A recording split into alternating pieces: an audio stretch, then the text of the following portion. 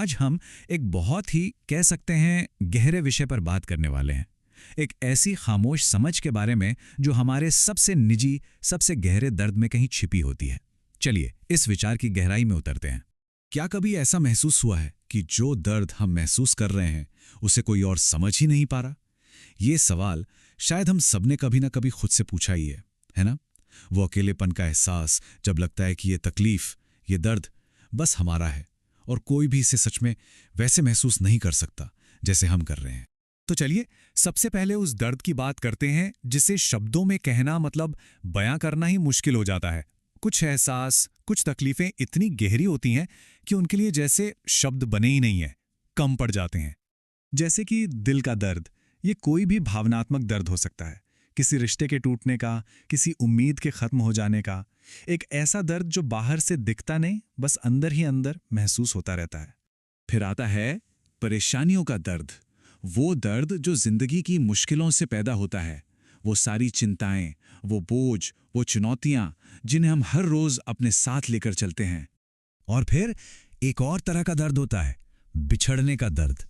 किसी अपने को खो देने का जो दुख होता है ना, वो बिल्कुल अलग होता है। वो एक ऐसा खालीपन छोड़ जाता है जिसे भरना कभी कभी नामुमकिन सा लगता है। और देखिए एक बहुत जरूरी बात कि कुछ दर्द तो हम दूसरों से छुपा लेते हैं, पर कुछ दर्द तो ऐसे भी होते हैं जिन्हें हम खुद भी ठीक से समझ नहीं पाते। और यही वो दर्द है जो हमें सबसे ज्यादा अकेला महसूस कराता है। तो अब सवाल ये उठता है कि इस अकेलेपन का, इस अनकहे दर्द का जवाब क्या है? तो चलिए अब उस मूल संदेश की तरफ बढ़ते हैं, एक ऐसी दिव्य समझ का कॉन्सेप्ट जो शब्दों की मोहताज नहीं है। जरा इस बात पर गौर कीजिए, तुम्हें अपने दर्द को शब्दों में बताने की जरूरत नहीं है, क्योंकि यीशु मसीह बिना कहे भी सब समझते हैं। मतलब ये कितना गहरा है। इसका मतलब है कि हमें अपने दर्द को समझाने के लिए, उसके लिए सही शब्द ढूंढने के लिए परेशान होने की जरूरत ही नहीं है। एक ऐसी समझ मौजूद है जिसे शब्दों की जरूरत नहीं, वो बस महसूस करती है। यहां हम दो तरह की समझ में फर्क देख सकते हैं। एक तरफ है दूसरों की, यानी दुनिया की समझ, जिसे हमेशा शब्दों की जरूरत पड़ती है और फिर भी वो अक्सर अधूरी ही रह जाती है। और दूसरी तरफ है यीशु की समझ, जो खामोश है फिर भी पूरी है, जिसमें गहरी हमदर्दी है। और पता है सबसे जरूरी बात क्या है? ये समझ कोई पैसिव चीज नहीं है। मतलब वो कोई दूर से देखने वाला नहीं है। नहीं, ये तो आपके साथ चलने, आपके साथ महसूस करने जैसा है, हर पल। तो फिर इस गहरी समझ तक पहुंचा कैसे जाए? देखिए, ये कोई एक दिन में होने वाली चीज नहीं है। ये एक पूरी प्रक्रिया है, एक प्रोसेस, अपने दर्द को सौंपने का एक सफर। और दर्द सौंपने का मतलब ये बिल्कुल नहीं है कि हम उसे भूल जाएं या नजरअंदाज कर दें। नहीं, इसका मतलब है अपने उस दर्द को, उस बोझ को एक बड़ी शक्ति के हवाले कर देना, शांति पाने के लिए उस पर पूरा भरोसा करना।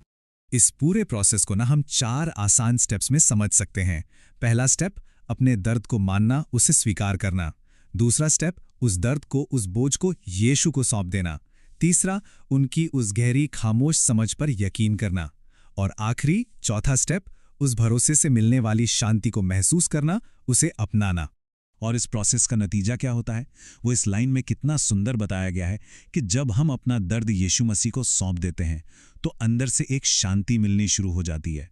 ये एक ऐसा बदलाव है जो धीरे धीरे अंदर से शुरू होता है, जैसे ही वो बोझ हल्का होता है। अच्छा, तो अब बात इससे भी आगे जाती है। अब हमारा फोकस सिर्फ दर्द को खत्म करने पर नहीं है, बल्कि विश्वास के जरिए उसी दर्द के अंदर एक नई ताकत खोजने पर है। तो ये विश्वास हमें क्या देता है? ये हमें मुश्किल वक्त से लड़ने के लिए कुछ बहुत जरूरी चीजें देता है। पहली है मजबूती, एक अंदरूनी हिम्मत। दूसरी है धैर्य, यानी सब्र, उस मुश्किल दौर में टिके रहने के लिए। और तीसरी, जो शायद सबसे जरूरी है, आगे बढ़ने की ताकत। और ये एक बहुत बहुत ही जरूरी बात है, इसे समझना होगा कि मकसद हमेशा दर्द का खत्म हो जाना नहीं होता। कई बार मकसद होता है उस दर्द के साथ जीने की ताकत पाना, उसका सामना करने की हिम्मत जुटाना। ये सहन शक्ति और हिम्मत की बात है। और अब हम आते हैं सबसे आखिरी और सबसे कह सकते हैं बदलने वाले आइडिया पर। वो ये कि जब हम किसी दर्द को विश्वास के साथ सहते हैं, उससे गुजरते हैं, तो वही दर्द हमारी ग्रोथ का, हमारे विकास का जरिया बन सकता है। तो होता क्या है, सबसे पहले हम सीखते हैं। उस दर्द को सहने से, उस अनुभव से हमें एक समझ मिलती है, एक मैच्योरिटी आती है। सीखने के बाद हम बढ़ते हैं, हमारा व्यक्तिगत विकास होता है। वो चुनौतियां ही हमें अंदर से और मजबूत बनाती हैं, हमारी काबिलियत को और बढ़ाती हैं। और आखिर में हम बदलते हैं, एक गहरा बदलाव आता है। इंसान पहले जैसा नहीं रहता, वो और ज्यादा मजबूत और ज्यादा समझदार बन जाता है। और यही इस पूरी चर्चा का सार है, एक भरोसा कि जब यीशु साथ होते हैं तो दर्द हमें तोड़ नहीं सकता। हाँ, दर्द महसूस जरूर होगा, तकलीफ होगी, लेकिन वो हमें बिखेर नहीं पाएगी। और इसी आखिरी सवाल के साथ हम आज की बात को यहीं खत्म करते हैं। ये सवाल बस जरा देर शांत बैठकर सोचने के लिए है, इस पूरे संदेश के बारे में सोचने के लिए कि ऐसा कौन सा दर्द है जिसे आज सौंपा जा सकता है, कौन सा बोझ है जिसे आज हल्का किया जा सकता है।